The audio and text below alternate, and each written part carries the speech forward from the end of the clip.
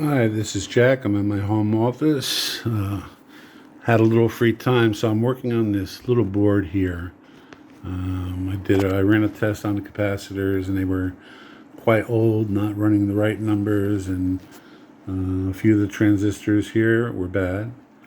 So I'm hoping that's a problem. This is out of a NUX. This is what they call a Mighty 40BT.